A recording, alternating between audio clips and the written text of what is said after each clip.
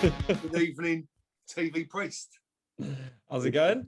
Not bad, not bad. Listen, welcome to the Afghan. Welcome to Goth Kitchen, my kitchen. I didn't name it Goth Kitchen, someone else did.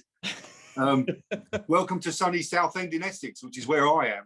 Oh, nice, nice. At this precise moment. So, thank you for being here. I'm really excited to be chatting to you because you've just made one very special album, so we can talk about shortly. Very kind. Before we start, Charlie, I want to apologise. I think this is probably, from what I can work out, this is probably about the 400th Zoom interview you've done in the last 2 weeks. I'm doing the rounds. I'm pressure. What's it? Pressing the flesh. You know. Yeah. Honestly, it's blowing my mind that anyone gives enough of a shit to talk to me. So I'm taking full advantage of it. We give a shit, mate. We give a shit. We give a shit. Thanks, man. So before we start, just tell me one thing. We'll start with you, Charlie. Where are you? How are you? And what you've been doing today? I'm in my kitchen in Hertfordshire, sunny Hertfordshire, a place called Welland Garden City. Oh, very boring place. It's where I live. Leafy. Yeah, it's king of the suburbs, mate. It's so boring here. I can't tell you how boring it is, but I've been here for a year or two, and I'm well. I'm good. Good. I am. My family's all right. Everyone's happy and healthy, and it's I can't complain. Alex, where are you? How are you? And how's your day been? I'm in my flat in Mile End in East London with my fiance here. We've been here a couple of years.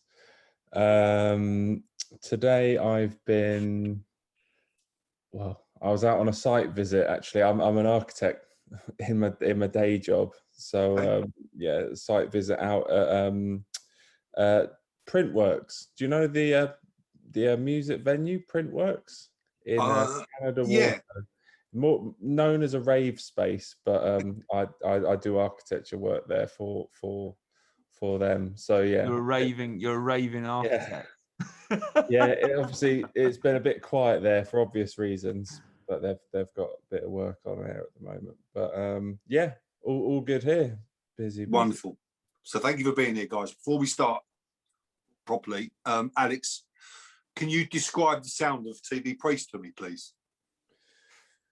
Without using the word post-punk. Because that's the obvious one to go for. That is a short straw to pull. But oh my God.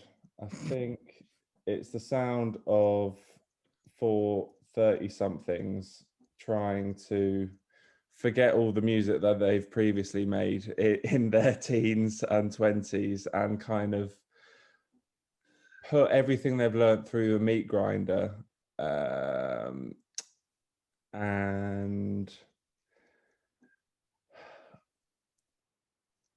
I don't know, how would you finish my sentence, Charlie? I think that's pretty appropriate. It is trying to make sense of some stuff, really, I would say. Sorry, that's me. Terrible. It's the sound of a load of blokes that should know better trying to make sense of where they are in life and of a pretty mad world right now. And often and usually failing at it. But not this year, you haven't. Not at all. Well, usually, I mean, you mentioned the age part there, and we'll talk about it later. Normally, you get to a band like yourselves and the age you are, and you've been in this band for like 15, 20 years, and you've been plugging away, and you've done 1,000 gigs, and eventually, finally, someone's come along and thrown a bit of money at you, and it's all taken off. But it really hasn't quite done that for you, or so I've read anyway. No, it's pretty true. Where did you've all known each other for a long time? Yeah, I mean, me and Alex have known each other since we were like 5 or 6. We went to playgroup with each other. Your mum used to teach us. Yeah. School, yeah. She was the teaching assistant. So we've known each other for a very, very long time. And then I suppose Nick and Ed we've known since we were about 13, 14. Yeah. So yeah, it's kind Always of a made bit music together. Yeah. yeah, it's kind of a bit weird. It's like we're kind of like it's probably says something about our incredibly unhealthy relationship with each other that we didn't call time on making a band, doing music before this. But yeah, it's, I don't know. I've said it a lot, but honestly, the band first and foremost for us, certainly in this iteration, I think when you're younger and you think like, I'm going to play Wembley, or I'm going to do this, I'm going to do that. I think certainly in this iteration was just about being mates again. We'd stopped playing with each other for, I mean, me and Alex had always kind of mucked around and like gone round to each other's houses and kind of made stuff on laptops and played around and that. But this time round, it was really like, it's just about really being mates and getting back to doing, all that music that we'd done before that wasn't very good, but we always had fun doing it, and it was always an expression, and it was kind of unthinking, and it was all of that kind of stuff. And I think that was really what it was. Would you say? I think this time doing it, obviously with the benefit of hindsight, as you say, but I think with a renewed sense of honesty and purpose, like as easy as that sounds, you don't really feel like you have anything to, I didn't feel like I had anything to lose. Do you know what I mean? Like I didn't feel like I needed to like look cool or pretend to kind of talk about things in someone else's voice, or like, I think we just got to a point where it was like, what's the intention? What are we doing it for? First and foremost, it's probably for us. And so you don't really have much when you're coming from that position. I don't really think you have much to lose, which is probably quite nice. It's just made the music better. Makes you feel quite free. Going into it a lot more relaxed, as in no pressure. Yeah, you just feel free. You just feel like you're in this space and you're with your friends, and it's just, you're just making stuff for each other. You're trying to kind of impress each other or talk to each other, or and I don't know, Alex, I don't know if you feel the same. I don't think I'd ever done that before, which is weird. It took me so long to get to a point to do it, but I don't think I'd always be making stuff for like some imagined person that might be like, like me. I don't know how you felt about that. Yeah, I think this is the first project where it's felt like we're hearing the real Charlie sort of singing. Apart from when we've got together for a wedding band things, when Charlie, the baritone crooner, comes out for I can do it's in everyone, that isn't it? Yeah. Oh yeah, I can do a mean Frank Sinatra. Don't worry about it. I don't doubt it at all. But no, going back to you saying you've known each other, and obviously the other two guys since you're about 13. Did you all musically get into music at the same time? As in, because you're all playing different instruments, so that's really convenient, because you could then form a band. How was that? Did you think about that at the time? I mean, I originally started on bass, but I'm absolutely dog shit at it. Okay. So I think they felt sorry for me, and they were like, they moved me over to singing, even though I don't think you knew that I could sing, really. Yeah. How did you get into it? I can't remember.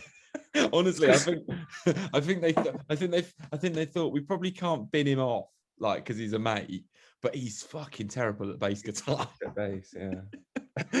He's a good lad, so we'll keep him in some. Yeah, I think it was a bit of that, but you, like, I think we all got into music at a similar kind of age. I think we all came at it from different places. Like, I think Sprog, your parents were like big into like proper like 70s rock music, like, and like progressive rock, like, massive. I was taken to see Yes twice, like growing up, like before the age of 4. Yeah. So that was pretty weird. So we'd go around to your house and like stick on, like, I mean, this is like the uncoolest thing in the world, where you're like 14, being like, Sprog's dad being like, have a listen to Genesis.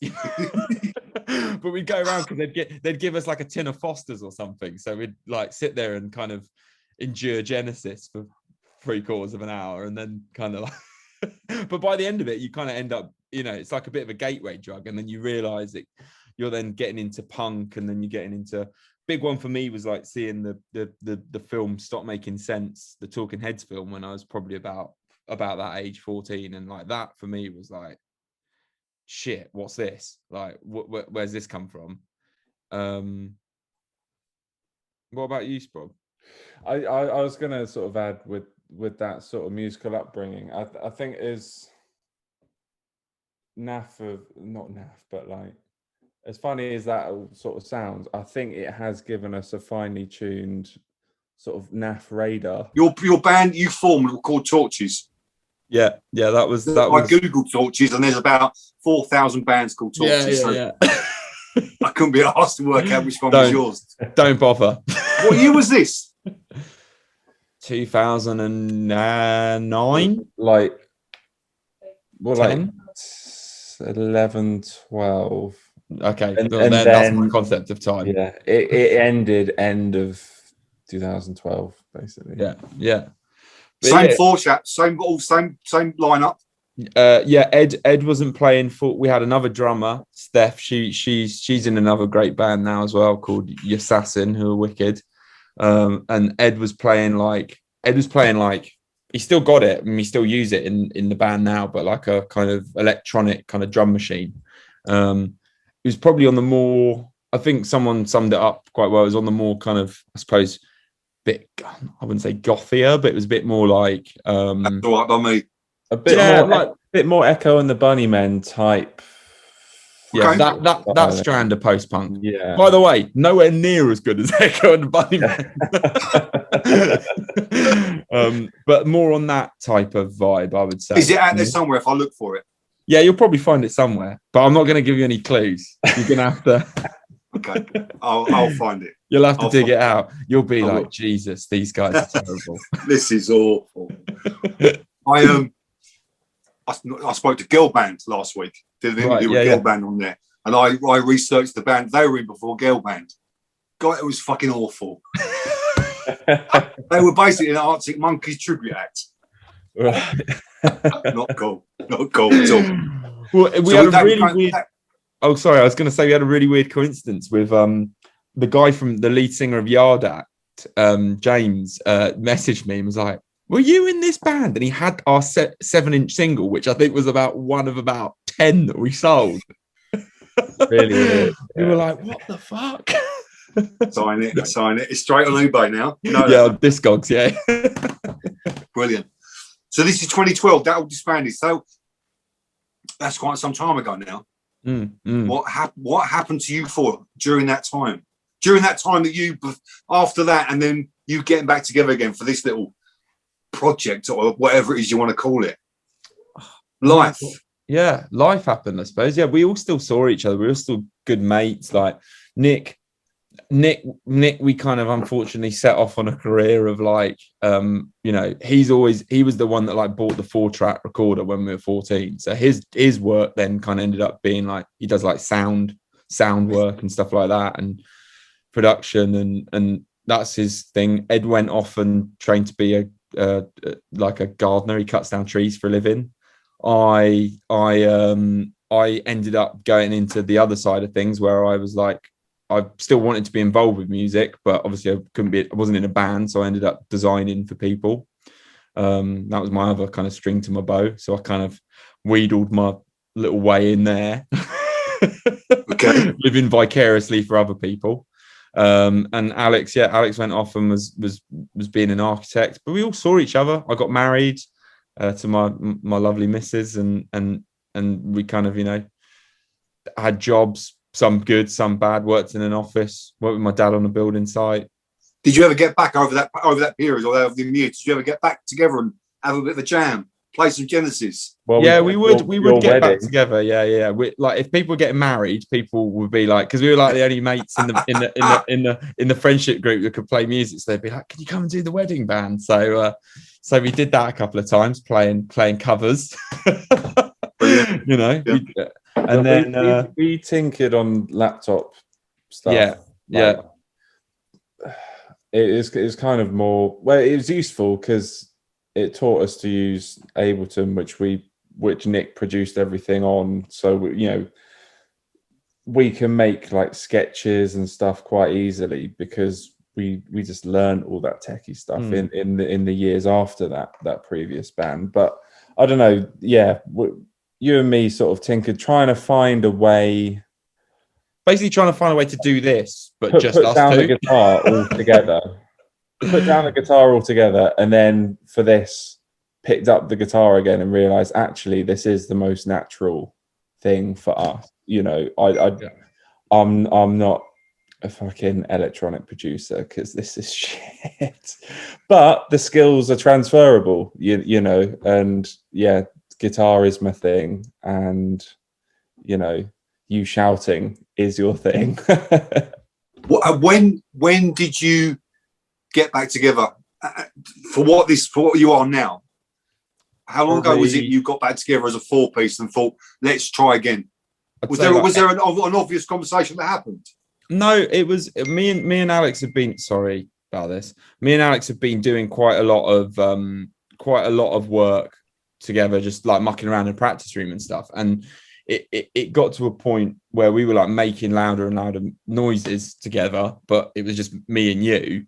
And then I think there was something just like where, like, because Nick had kind of left Torches and had kind of stopped kind of playing music and that. And I suppose we were like, I don't know, maybe we were like a bit like nervous to like ask him to come back and like play with us again. Yeah, I think most of what we were mucking about with was samples and drums and stuff. No guitar. And I think Nick basically was like, I'm not joining you unless we start playing guitar again because this is shit. Because it'd be like Sprog would like record something on a guitar and then like sample it, and then there'd be like a drum machine in the background. I think we invited him to a practice. He's like, guys, this is dog shit. Like, what are you doing? And so he came back in, and that was probably like end of 2018, beginning of 2019, really, like where we kind of first got back in a room together properly. And then it took us a little while, and then like we were still playing with a drum machine, and then like we were like, oh fuck, like why don't we just ask Ed to come and like play some drums, like, so then he came back in. But then really it wasn't really until we kind of drifted a bit, and then we kind of come up with this kind of idea of like, let's make an album. And it wasn't really for any other reason, I don't think, other than it just like gave us a kind of like gave us a set of parameters. Because I think that was probably the problem that like we'd always had with other bands was you just drift. Do you know what I mean? You'd like make something and there wasn't really a kind of point to it. You'd have like maybe 2 or 3 songs, but that was kind of it. So we were like, let's just make an album, even if it's just only heard by like us and our immediate families. At least it's a thing. And that came together pretty quickly, really. That process started in probably like, really like properly like October 2019, and we finished it kind of January 2020, really. Probably the one and only gig we've ever done. It probably has 5. We played 4 or 5 of those. There's the songs on the album. We played this was the gig in the freezer. Yeah. Like Peep Show. So when you got, where's the writing process come from? Do you all 4 of you sit in a room and just see what happens? How does it work? It usually comes from demos that Nick and Sprog will kind of pull together. Like Sprog, I think that was probably good in terms of like, not having done it properly, but having like mucked around with stuff over the years. Like Alex is really good at just pulling together quick demos that like have a feeling or an intention, and Nick's the same. But also as well, like when we could all see each other, that's probably been a lot more so this year, but when we could see each other as well, a lot of the time we'd then take those into a practice room and do kind of these big like extended, just like we just jam it for like ages and ages and ages. We'll just play the same thing for like an hour to kind of get that feeling and that groove. But then it's weird again, because we didn't really have the resources to like record anything properly, fully live. The studio that we made the record in was like a little shoebox. We had like one little space to like do like live vocals and guitar. but like we couldn't record drums in there or anything like that. So, you know, it was all kind of pieced together from other places. We had to kind of go and do it over here, do it over there. So, okay. But it was a process of trying to make a record, like a live record, but not be able to do it actually as a live record. So it was like, it was like the sound of, you know, and obviously with Alba 2, we've sort of discussed maybe doing bits of it live, because you know, there's great albums that are all just bashed out live, you know, in a room, and you can hear the room and stuff. And you know, it would be nice to do that. But like you say, it was kind of pieced together in the studio out of necessity, because there just wasn't the space, you know. And it's strange because a lot of bands they'll gig certain songs for years and play them songs 100 times on stage before they, because a lot of bands say from when they started playing a track to it appearing on their album, it's changed and been played 100 times. It's developed. It's moved on. It sounds completely different to what it used to be. But you didn't have that. Well, not luxury, because you chose that path. Yeah. You could have easily just gone, let's not do the album. Let's just go and gig this for 100 nights. Yeah, we did. It was kind of a weird decision in a way. It's very different. It's very different. I think we were all really, I don't know about you, Alex, but like I think we spoke a lot about this idea of bottling a time. Do you know what I mean? Like making sure that it was like a time and a place that we was condensed in. So I think that was something that we were really like keen to do. You know, that like it felt like it came from a very specific like time and place, even just in our lives. You know, I think we were interested in like, how do we build this little project that says something about where we are as people now? So I think that's probably the reason why we did it. But yeah, it's quite weird. It does mean that like we had to use a lot of like like you said, we didn't get the feedback in that respect. So you have to use quite a lot of like, I suppose, intuition and like be like, this is the right thing to do. But it's a bit nerve-wracking. A lot of bands will say they'll take that feedback from the audience, the reaction from what you've got in front of you. But you've never seen your audience. No, I know. You have no idea who's going to turn up at your gigs. I know. It's so weird. They'll all be like me, like early 50-year-old blokes. That's good. Yeah, it's fine. But it's really weird. It's really strange. It is. Well, not strange. It's just such a different way of doing it. Yeah. Are you really excited about going out there and getting on live, or are you a bit nervous? I mean, it's a bit of both. I cannot wait though. Like, I just cannot wait. I'm really excited to see how that process kind of works in reverse, if you know what I mean. Like whether or not, you know, because there's things on the album that I love that I thought would like resonate with people more than like they have, and actually the ones that like, you know, like the single like Press Gang is like one of the first songs that we really wrote for the record, right? And I think we just got to a point where we were like, it's all right, you know, it's fine, it's kind of all right. And then, you know, it went on the record and we're like, it does its job on the record. And then like loads of people have like really responded to it and liked it. And like that to me is like really interesting, that how that's going to happen live and what that reaction is going to be. I can't wait.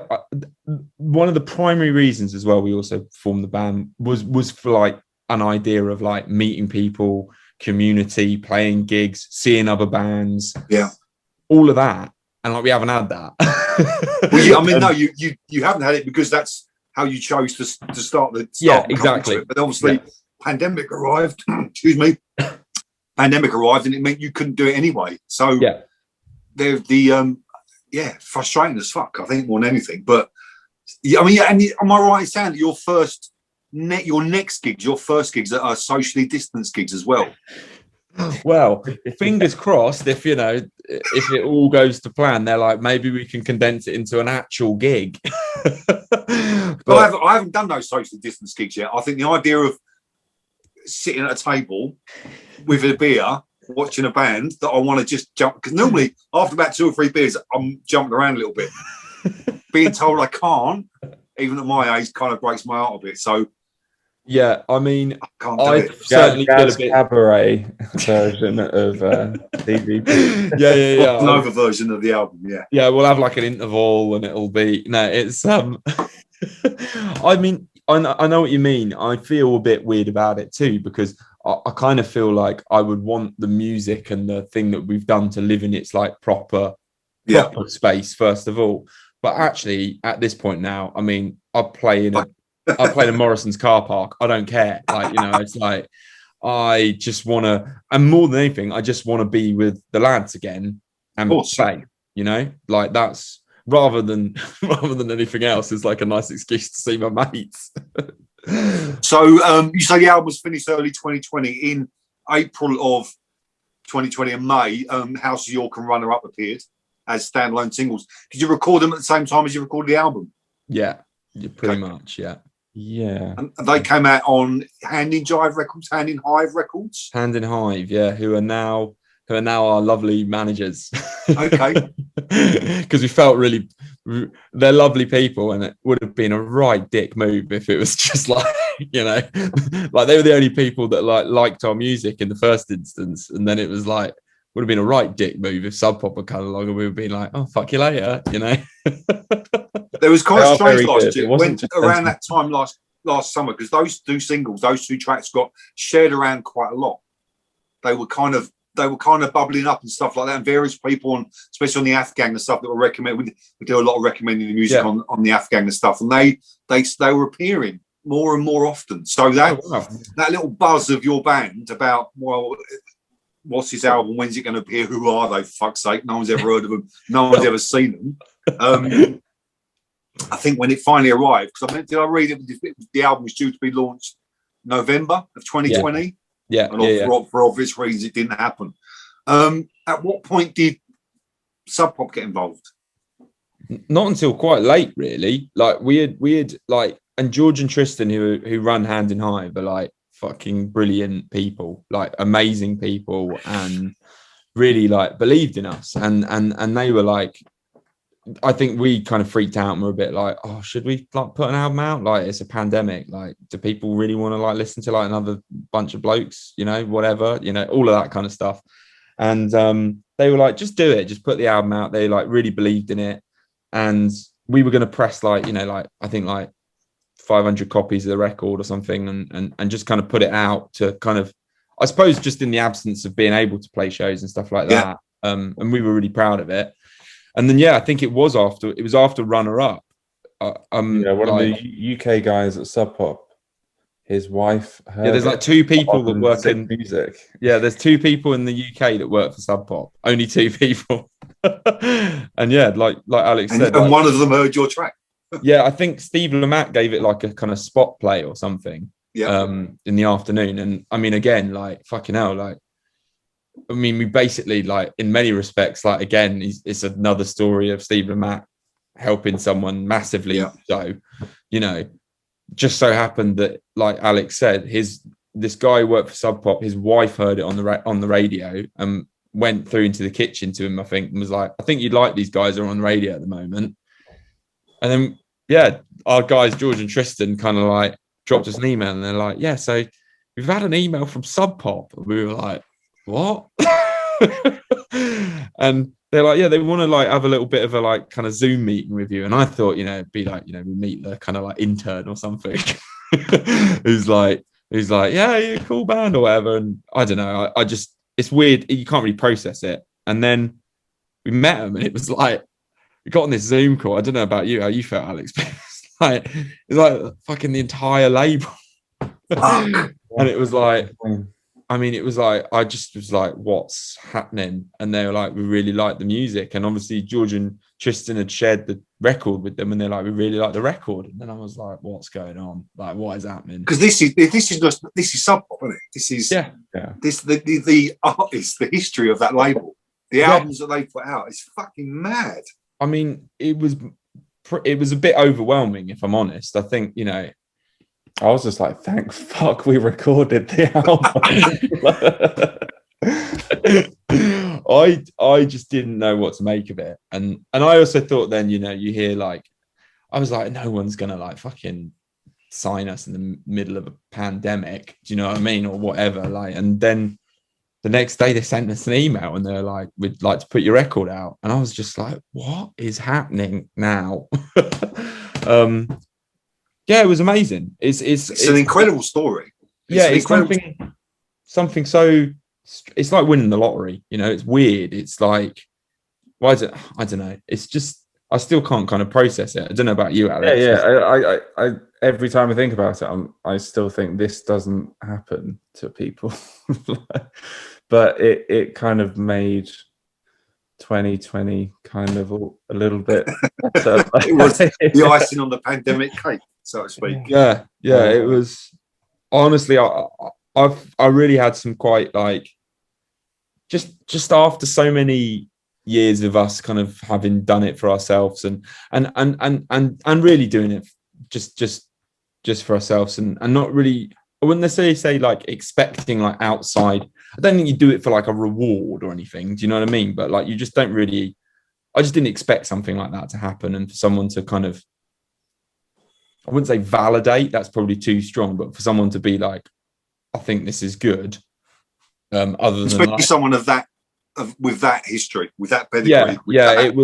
It was a bit kind of but also I suppose the fact that lyrically and stuff, we've made such a British record, and for it to be picked up by, you know, by an American audience, and you know, it's being played on like college radio and stuff in the States. And I keep thinking, like, do they know what a packet of Quavers is? Like, you know what? It was something that Joe Talbot said as well when Idols started getting played in America, because again, like yourself, he's such a British sound.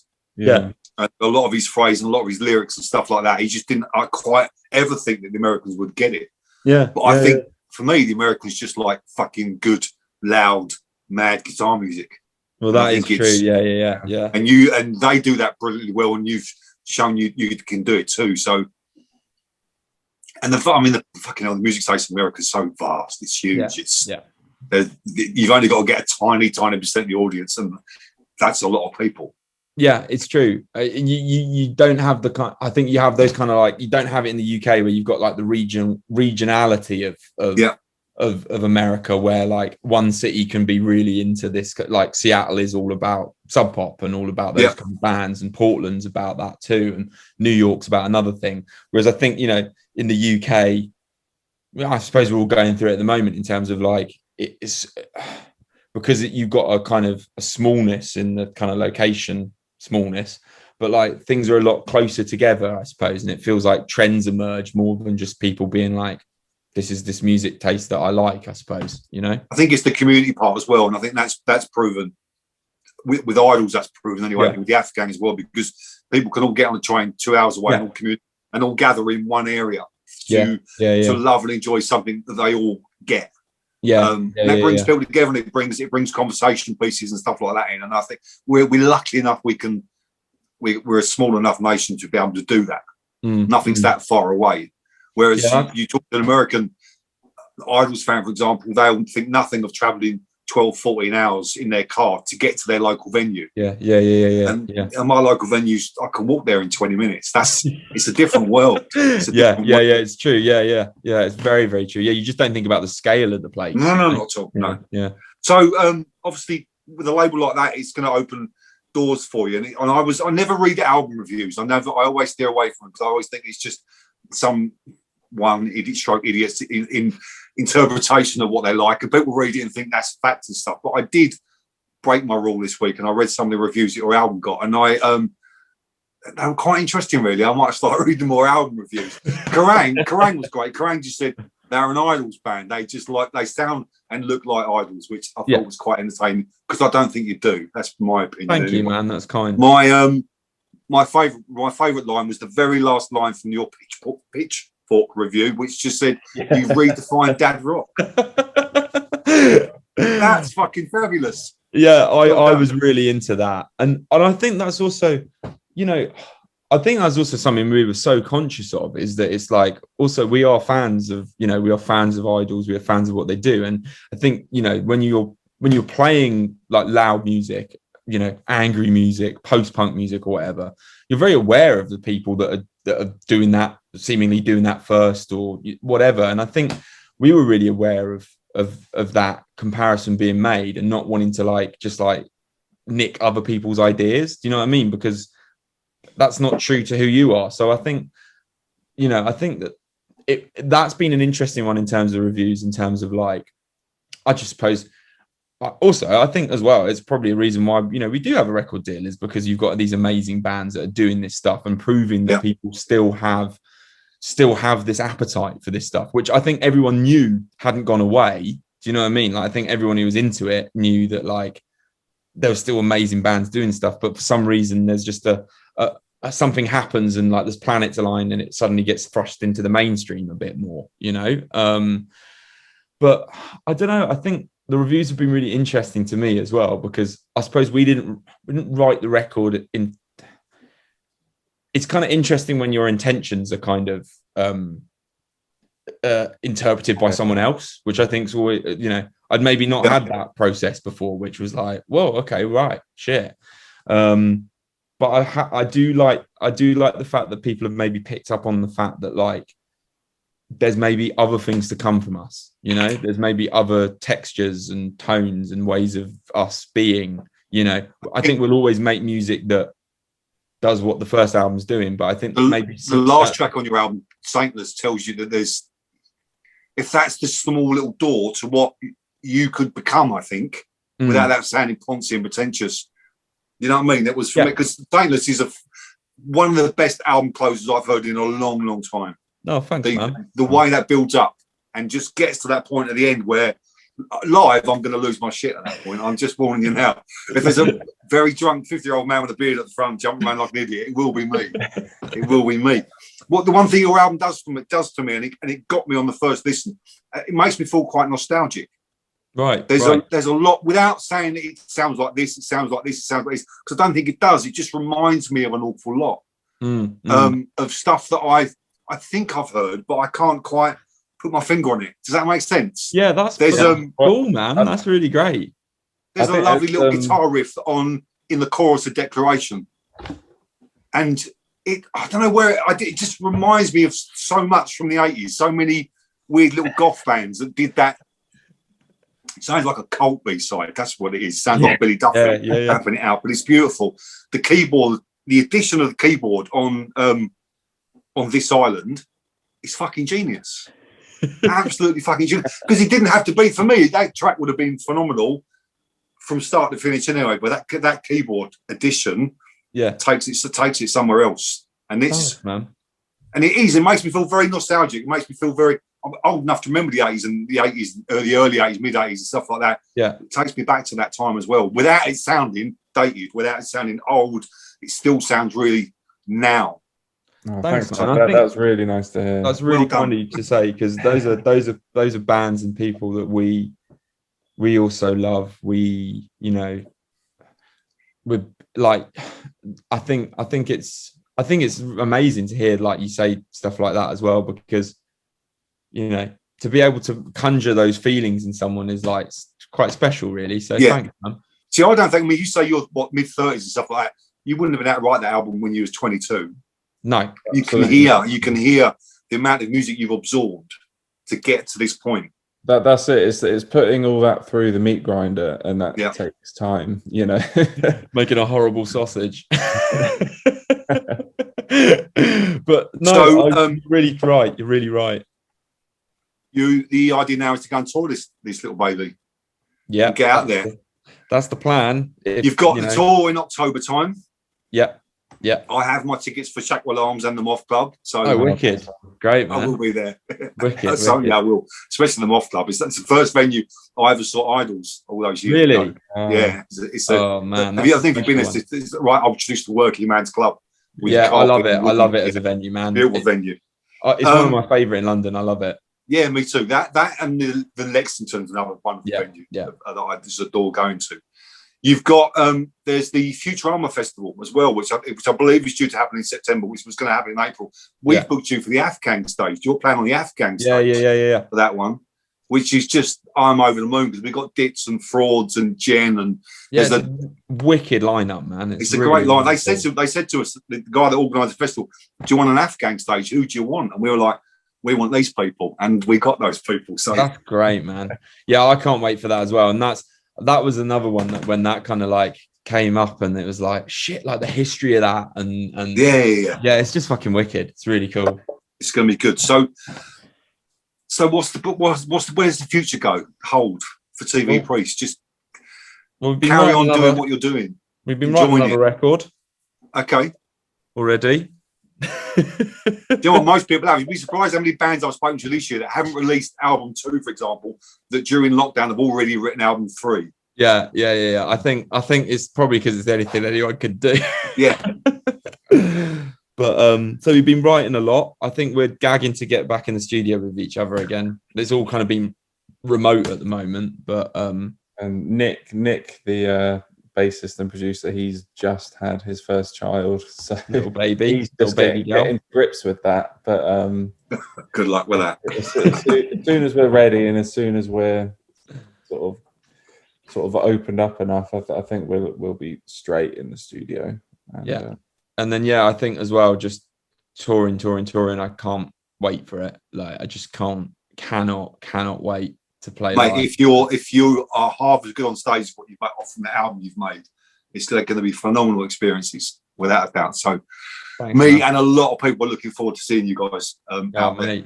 I can't wait to meet you all in real life. have a pint. Yeah. When was the last time anyone did that? My God, don't. It's killing me. I had a dream about a really, really well poured Guinness the other day. Like, I just I woke up and I said to my wife, I was like, I'm going mental. I really want a nice Guinness. Proper one. Yeah, not out of a tin in my shitty little pouring. Doesn't work properly. Listen, guys, we've spoken enough about the band. I'm going to take you through my quickfire round before we say I won't take up too much of your time. Okay. The idea is quickfire. Normally, most people are really good at this. When I've done this with idols, they're really shit at it. So it doesn't have to go on for 3 hours. Okay, Charlie, I'm going to start. You've got 20 questions each, but it sounds a lot, but it's not if you go really quiet. First thing you think of, okay? Charlie, you're going first. What's your favourite TV Priest track? Decoration. Alex, same question. Journal of Plague Year. Charlie, favourite fish? Cod. No, anchovy. Alex, your dream support slot. If you could support anyone, who would it be? Oh my God. Public Image. I don't know. Ooh, yeah, that'd be good. Charlie, your favourite film of all time? Star Wars. Come on. That's it. Number 4.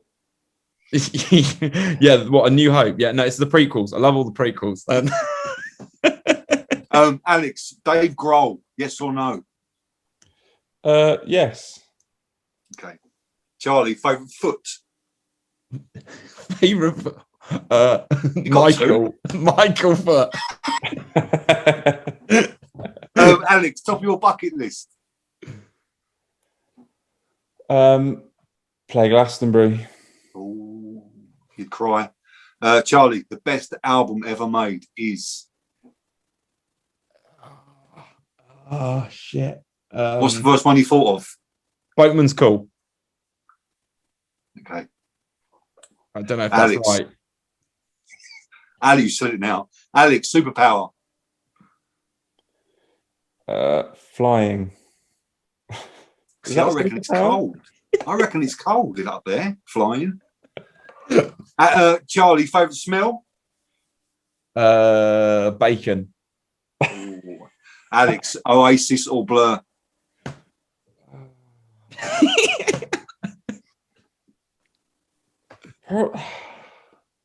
Oasis. Having watched the documentary, they're fucking brilliant.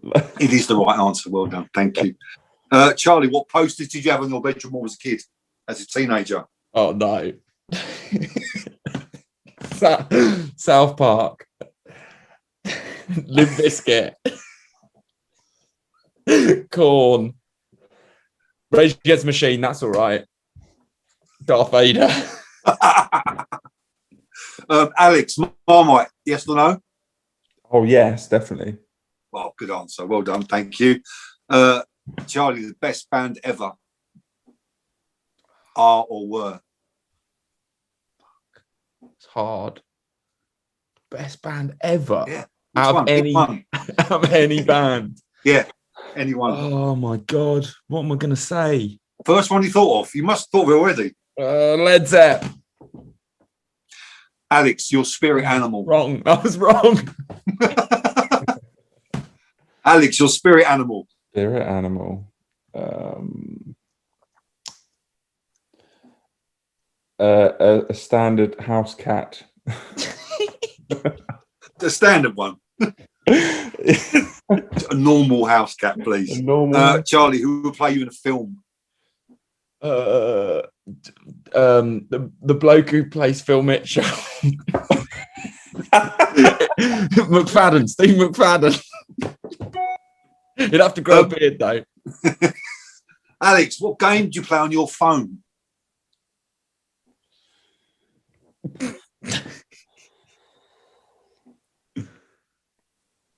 I mean, are you looking at your phone right now? Yeah, I'm just like, I don't have any games on my phone. Do you not? Okay, it's fine. Most people have got what a go-to one. That's fine. It's not a problem. Charlie, what's the strangest thing you've ever eaten? You've eaten some weird shit. Yeah, mate. pig's eyeball. Oh, for fuck's sake! Yeah, it was gross. It was horrible. Through choice. Yeah, it was in like it was in like one of those like fucking, you know, like this is a nose to tail dining experience that I went to, and I ordered something called a pig's head croquette, and it was fucking foul. It was horrible. To be fair, you ordered something called that. So Yeah, what did you well, expect? my gran used to make this thing called brawn. Have you heard of that? No. It's basically you get a pig's head and you put it in a vat of hot water and you boil it up so it releases the gelatin in its bones. And then you take the pig's head out and then you flake off all the bits of the pig's face, and then you basically make it into like, you know, like the jelly from like a pork pie. Yeah. You basically like pour the water into like a kind of like terrine kind of dish thing, and then you just put all the bits of the pig's face in it, and then you let it set, and then you have it on toast, and it's actually very nice. It's just like, did you grow up in Victorian England? My gran was one of those people that was like, you know, from the war, she'd like make Waste nothing. yeah, it'd be like, here's a pig's heart, crack on. Fuck's sake. I wish I'd not asked that question now. Alex, cats or dogs? dogs. Even though my spirit animal is a cat, dogs. See that? Charlie, what's the best Christmas present you had as a kid? Sega Mega Drive. Oh, nice. Same for Well me, done. actually. Yeah. Alex, 60s, 70s, 80s, or 90s?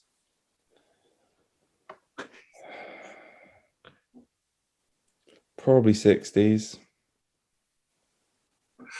Charlie, tea or coffee? Tea. Alex, your favourite film ever? 2001 Space Odyssey. Okay. Charlie, your superpower? Invisibility. Perfect. That sounds a bit gross, actually, doesn't it? It is, totally. Because we know Stopping exactly. time. Being able to stop time. Okay. Alex, who will play you in a film?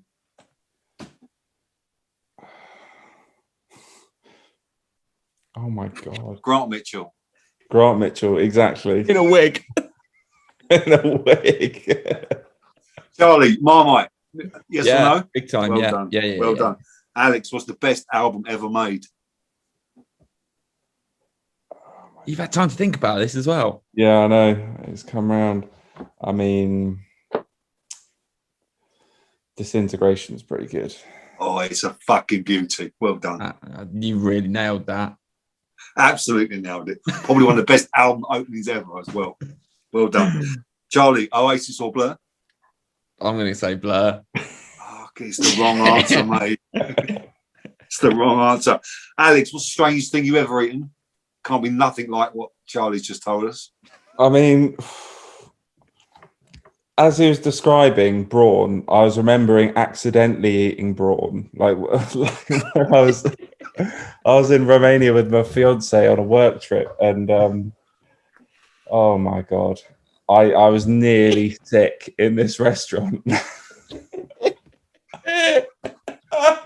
I've never been so close to being sick in public. Like,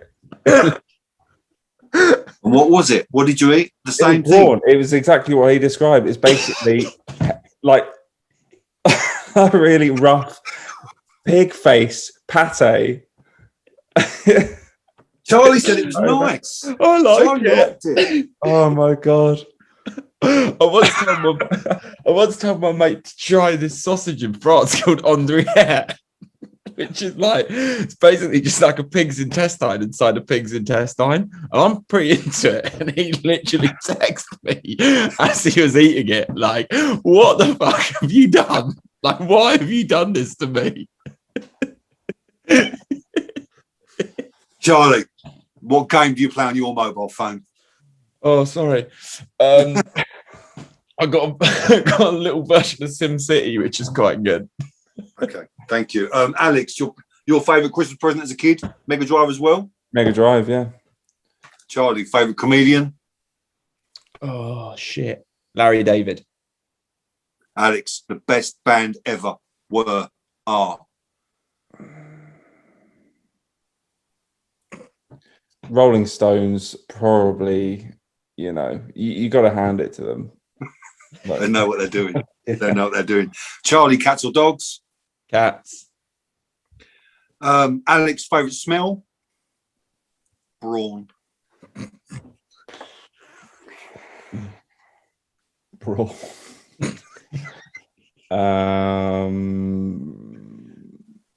Christmas trees.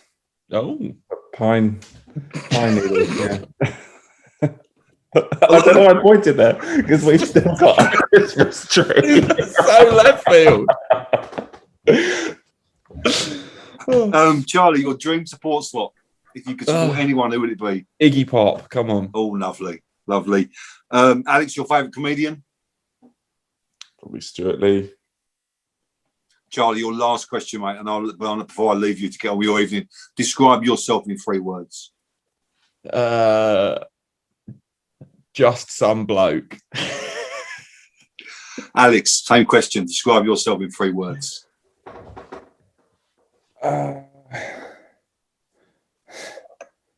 Quite nice guy. Actually, Charlie, before we go, describe Alex in 3 words. Quite nice guy. And the same to you, Alex. Describe Charlie in 3 words. Just some bloke. Super top man. The top man. Charlie and Alex, thank you very much for your time. Mate, thanks so much for having us Thank on. you. It's been That was brilliant. good, quick. I It's really been enjoyed lovely. It's Thank you for making a wonderful album that's going to stay with me for a long, long time.